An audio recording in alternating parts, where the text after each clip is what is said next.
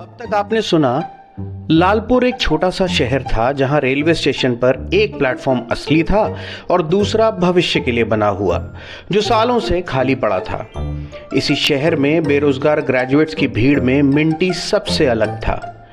एक नौजवान जिसने पढ़ाई तो कर ली थी लेकिन नौकरी का सपना अब भी अधूरा था। घर में सिर्फ वो और उसकी माँ थे, इसलिए मिंटी ने ठान लिया था कि वो लालपुर छोड़कर कहीं नहीं जाएगा। लेकिन लालपुर में नौकरी के मौके बेहद कम थे। मिंटी ने कई जगह कोशिश की, कंप्यूटर सेंटर, स्कूल और एक तथाकथित मल्टीनेशनल ऑफिस में भी।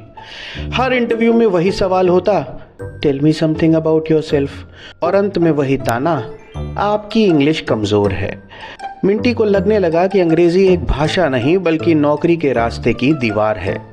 इसी बीच कनाडा से उसकी मासी और उनका बेटा बिट्टू लालपुर आए। बिट्टू का स्टाइल और खासकर उसकी चमचमाती कई डायल वाली घड़ी पूरे मोहल्ले में चर्चा का विषय बन गई। मिंटी उस घड़ी को देखकर जैसे भविष्य को छूने लगा।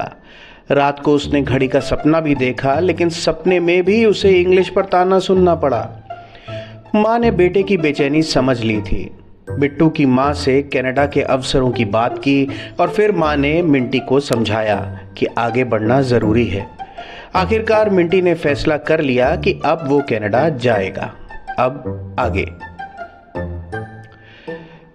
मिंटी ने फैसला तो कर लिया था कि वो कनाडा जाएगा, लेकिन फैसला करना और उस फैसले को जीना ये दो अलग चीज़ें होती हैं। लालपुर में फैसले आमतौर पर 2 मिनट में हो जाते थे और पछतावा 2 साल में। कनाडा का नाम सुनते ही मिंटी के दिल में 2 चीजें एक साथ उठती, उम्मीद और डर। उम्मीद इसलिए कि शायद वहां नौकरी मिल जाएगी, और डर इसलिए कि वहां सब कुछ विदेशी था, और विदेशी चीजों से मिंटी को हमेशा एक खास किस्म का डर लगता था। मिंटी को विदेश के बारे में जितना ज्ञान था वो 3 जगहों से आया था। यूट्यूब वाले मोटिवेशनल भैया से, मोहल्ले की चाय वाले की सच्ची खबरों से, और लालपुर के वो लोग जो कभी दिल्ली तक गए थे और खुद को इंटरनेशनल ट्रैवलर समझते थे, उनसे। किसी ने बताया था कि कनाडा में इतनी ठंड होती है कि अगर आप सुबह छींक दें तो शाम तक आपकी छींक बर्फ बन जाती है। किसी ने कहा था कि वहां लोग इतने डिसिप्लिन्ड होते हैं कि अगर आप सड़क पर गलती से दाईं तरफ चले गए तो पुलिस वाला आपको पकड़कर वापस बाईं तरफ छोड़ देता है। एक चचा तो ये भी कह गए थे कि विदेश में लोग हेलो बोलते हैं, लेकिन वो हेलो नहीं होता, वो असल में पासपोर्ट दिखाओ का संकेत होता है। खैर, तैयारियां शुरू हो गई थीं। बिट्टू और उसकी माँ ने कमान संभाल ली थी। पासपोर्ट की फोटोकॉपी से लेकर मेडिकल टेस्ट तक हर चीज एक लिस्ट में लिख दी गई। मिंटी के लिए ये सब नया था। उसे लग रहा था जैसे वो कनाडा नहीं जा रहा था बल्कि किसी सरकारी परीक्षा में बैठने जा रहा था। और फिर आया वो दिन जब सूटकेस खरीदा गया। उसकी माँ ने सूटकेस में कपड़े रखते वक्त हर चीज ऐसे रखी जैसे वो कपड़े नहीं, आशीर्वाद हो। एक स्वेटर रखा, फिर दोबारा निकाल कर देखा कि कहीं पतला तो नहीं, फिर मफलर रखा, फिर एक और मफलर रख दिया। मिंटी चुपचाप देखता रहा। वो माँ के सामने मजबूत बनने की कोशिश करता रहा, लेकिन अंदर से उसका दिल वैसा ही था जैसे लालपुर का रेलवे स्टेशन। एक प्लेटफॉर्म असली और दूसरा भविष्य के लिए। अब उसका भविष्य उड़ान भरने वाला था। जब जाने का दिन आया तो पूरे घर में एक अजीब सी खामोशी थी। खुशी भी थी, पर वो खुशी ऐसी थी जैसे मिठाई के साथ दवाई खानी पड़े। माँ की आंखें नम थी, लेकिन चेहरा मजबूत।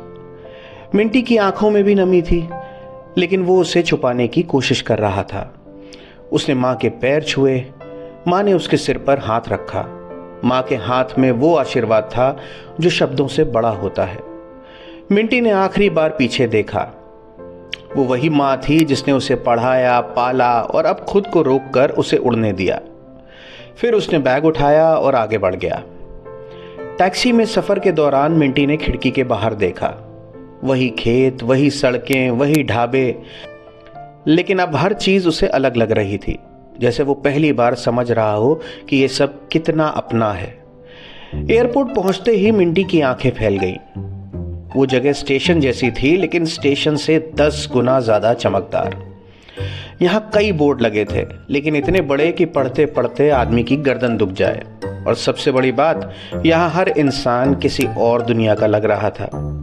किसी की भाषा समझ नहीं आ रही थी, किसी का पहनावा अलग था, किसी के बाल ऐसे थे जैसे उन्होंने हेयर कट नहीं आर्ट करवाया हो। मिंटी ने पहली बार देखा कि इंसान सिर्फ भाषा से अलग नहीं होते, इंसान रंग, रूप और अंदाज से भी अलग होते हैं। एक तरफ कोई अफ्रीकी परिवार हंसते हुए चल रहा था, दूसरी तरफ कुछ यूरोपियन टूरिस्ट ऐसे लग रहे थे जैसे एयरपोर्ट से निकलते ही जंगल सफारी पर निकल जाएंगे। कुछ लोग ऐसे थे जिनकी आंखें छोटी थी लेकिन आत्मविश्वास इतना बड़ा जैसे दुनिया जीत लेंगे। मिंटी का मन हुआ कि वो भी ऐसे ही चल सके, सीधा, शांत, बिना घबराए। लेकिन उसके हाथ में फाइल थी, जेब में टिकट और दिल में डर। चेक इन काउंटर पर जब सूटकेस रखा गया तो मशीन ने उसका वजन बताया। मिंटी को लगा मशीन भी अंग्रेजी बोल रही है। वो थोड़ा घबरा गया कि कहीं मशीन भी उससे ये ना पूछ ले, tell me something about yourself. फिर इमिग्रेशन काउंटर आया। मिंटी की धड़कन इतनी तेज हो गई कि अगर एयरपोर्ट पर दिल की आवाज पकड़ने वाला स्कैनर होता तो अलार्म बज जाता। लेकिन सब कुछ उम्मीद से आसान रहा। अधिकारी ने बस कुछ सवाल किए, टिकट देखा, पासपोर्ट पर ठप्पा लगाया और आगे बढ़ा दिया। मिंटी को लगा जैसे उसने कोई युद्ध जीत लिया हो। फिर वो वेटिंग एरिया में बैठ गया। कांच की दीवार के बाहर विमान खड़े थे, इतने बड़े कि मिंटी का पूरा मोहल्ला उनमें बैठ जाए। मिंटी उन्हें देखता रहा। उसे लगा कि सिर्फ विमान नहीं है, ये सपनों के ट्रक हैं जो इंसानों को उनकी किस्मत तक छोड़ने जाते हैं। थोड़ी देर बाद बोर्डिंग की घोषणा हुई। मिंटी ने अपना बैग उठाया और लाइन में लग गया।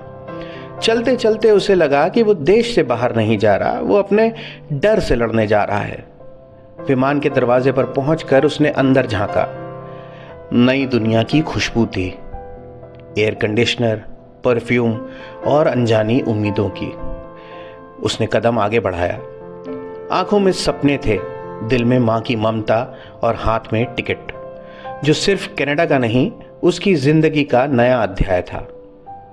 प्लेन उड़ चुका था, मिंटी जा रहा था, लेकिन कहानी अभी शुरू हुई थी। कहानी जारी रहेगी अगले भाग में। फिलहाल चलते हैं, फिर मिलते हैं।